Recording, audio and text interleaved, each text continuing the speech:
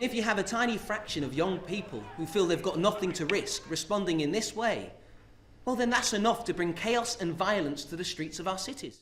The riots that rocked London this summer, were they caused by mindless criminality or the expression of deeper social problems? Just some of the questions being posed by London's Tricycle Theatre in its latest production, The Riots. The play aims to put pressure on politicians to start providing answers. That immediately concern the community. The government weren't doing a public inquiry into the riots, and they didn't seem to be looking at it in enough detail to see what lessons could be learnt from these events.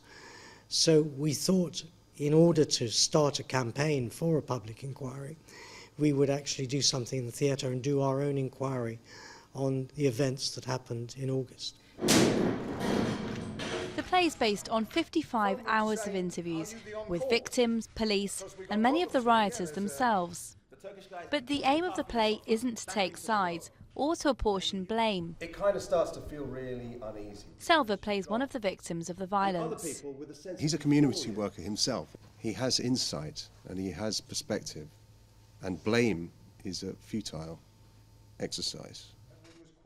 Many of the actors see this as journalism on stage, giving voice to the protagonists on each side of the story. So the press was reacting in a way that really was about selling newspapers rather than what had actually happened. So I think the way the Tricycle have looked at facts is very fair, because it's more at a distance now. It's unclear whether this small theatre company will succeed in prompting a public inquiry, but it certainly put Britain's riots back under the spotlights.